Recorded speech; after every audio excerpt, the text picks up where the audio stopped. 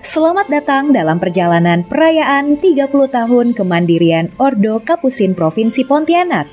Dalam video ini, kita akan menelusuri sejarah, motivasi, dan pencapaian luar biasa dari provinsi ini, serta mengenang perjalanan panjang yang membawa kita ke titik penting ini. Santo Fransiskus dari Assisi, tokoh utama dalam sejarah Ordo Kapusin, mendirikan 3 ordo utama: Ordo Saudara Dina, Ordo Saudara Dina Konventual, dan Ordo Saudara Dina Kapusin, atau yang dikenal sebagai Ordo Kapusin. Ordo Kapusin yang diinisiasi oleh Matteo Serafini da Bascio secara resmi didirikan pada tanggal 3 Juli 1528 dengan Bulla Religionis Zelus oleh Paus Clemens ke-7. Nama Kapusin berasal dari sebutan anak-anak yang melihat saudara-saudara dalam jubah panjang dengan kap runcing, dan dari situlah lahir nama Kapusin. Pada awal abad ke-20, Kapusin Belanda memulai misi mereka ke Kalimantan.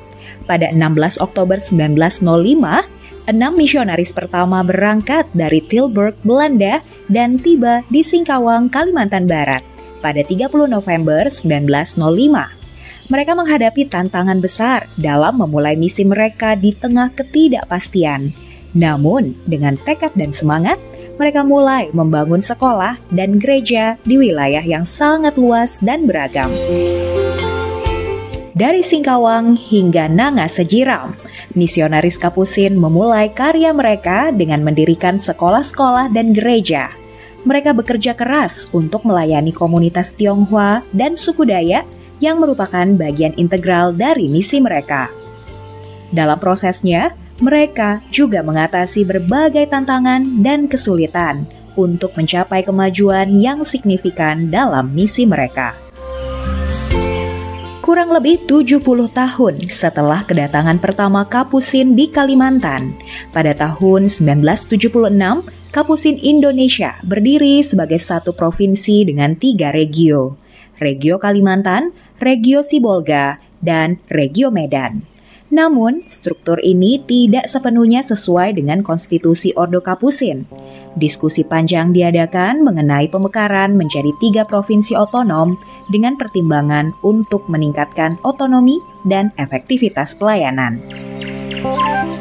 Diskusi mengenai pemekaran provinsi dimulai sejak 1979 dan terus berlanjut hingga awal 1990-an.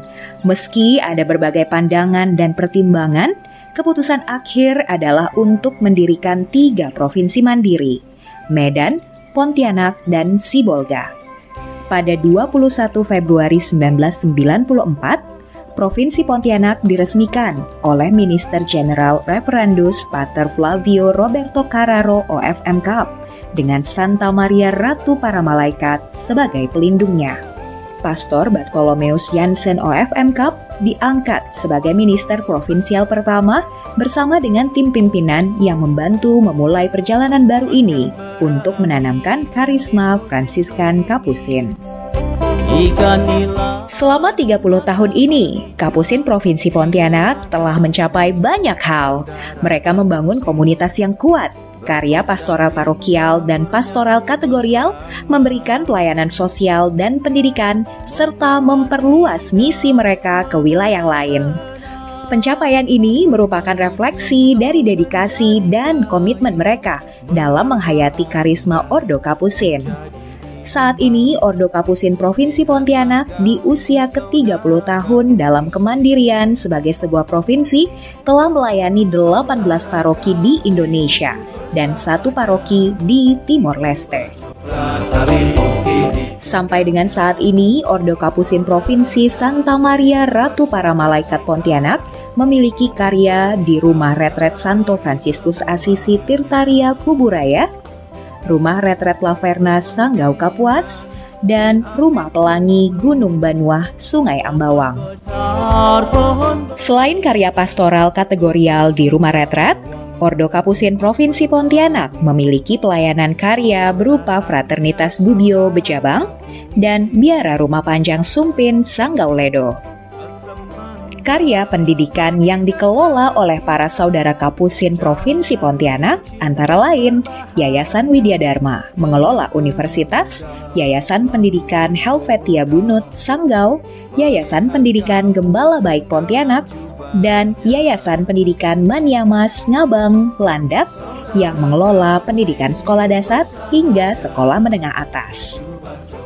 Karya pelayanan sosial yang bergerak dalam bidang kesehatan yang dikelola oleh para saudara Kapusin adalah Yayasan Sabatu Pontianak. Provinsi Pontianak tidak hanya merayakan pencapaian 30 tahun, tetapi juga melihat masa depan dengan penuh harapan.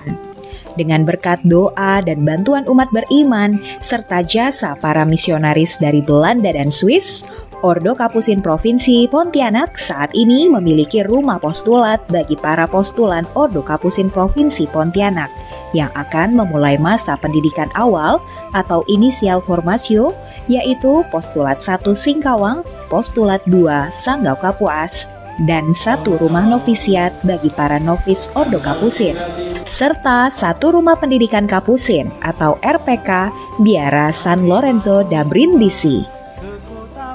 Kapusin Pontianak terus melanjutkan misi mereka, kini termasuk di Timor Leste, Malaysia, Belanda, dan Belgia. Sejarah 30 tahun kemandirian Ordo Kapusin Provinsi Pontianak adalah sebuah perjalanan panjang yang dipenuhi dengan pengabdian, perjuangan, dan pencapaian. Ini adalah kisah tentang bagaimana sebuah komitmen untuk pelayanan dan penghayatan karisma Ordo Kapusin telah membawa dampak yang signifikan bagi masyarakat dan gereja.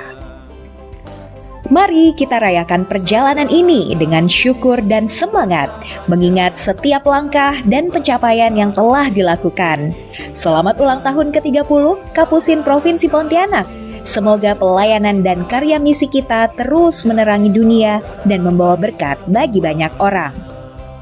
Selamat ulang tahun yang ke-30 Kapusin Provinsi Pontianak. Semakin bertumbuh, menyebar, dan bercahaya. Bakatnya adalah bensin jikalau ingin jadi pastor dan bruder.